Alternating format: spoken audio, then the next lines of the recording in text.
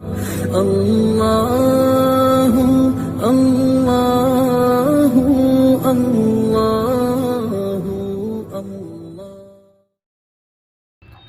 آج کل ہر جگہ فتنے ہی فتنے ہیں۔ چند اہم فتنے معزز سامعین کی خدمت میں پیش کر رہا ہوں۔ نمبر 1،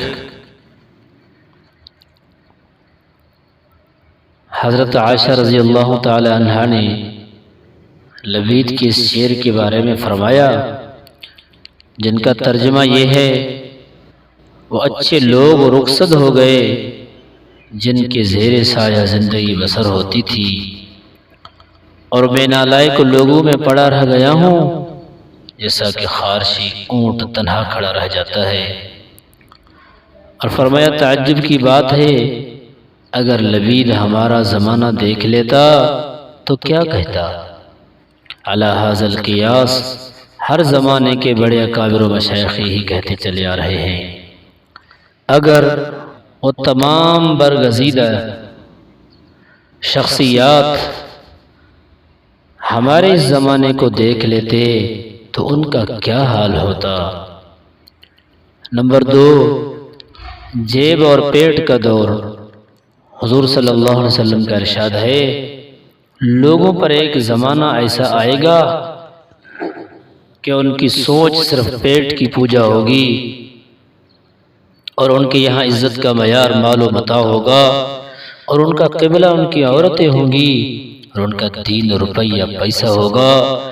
یہ وہ لوگ ہیں جو خلق خدا میں سب سے برے ہوں گے، اور آخرت میں اللہ کے پاس ان کا کوئی حصہ نہیں ہوگا۔ نمبر 3، دینداری باعث شرم۔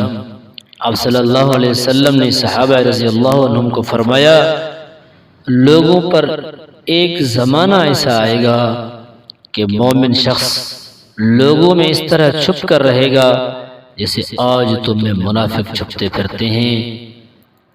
ایک حدیث میں تو یہاں تک فرمایا کہ آدمی کو نمازی ہونے پر اس طرح عار دلایا جائے گا جیسے زانی عورت کو زنا پر عار دلایا جاتا ہے۔ نمبر 4، بد دین اور ظالم حکام۔ آپ صلی اللہ علیہ وسلم نے ارشاد فرمایا، میرے بعد ایسے حکام آئیں گے جو نہ میرے طریقے پر چلیں گے اور نہ میری سنتوں پر عمل پیرا ہوں گے، اور ان میں کچھ ایسے لوگ ہوں گے جو انسانی جسموں میں شیطانی دل رکھتے ہوں گے۔ نمبر 5، نااہلوں کی تقرری۔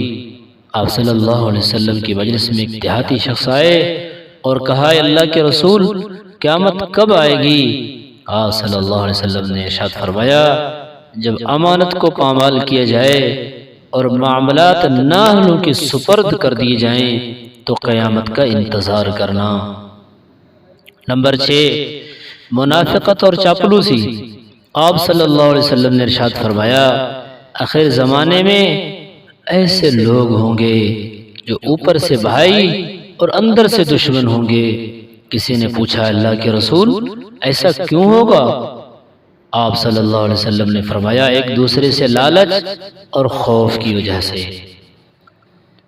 نمبر 7، دین فروشی عام ہوگی۔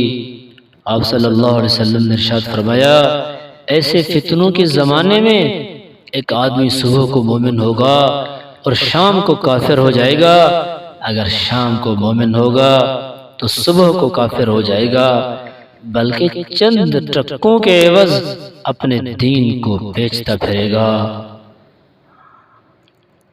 اس عاجز کی دعا ہے کہ اللہ تعالی تمام فتنوں سے ہم کمزوروں کی ما اہل و عیال حفاظت فرمائے۔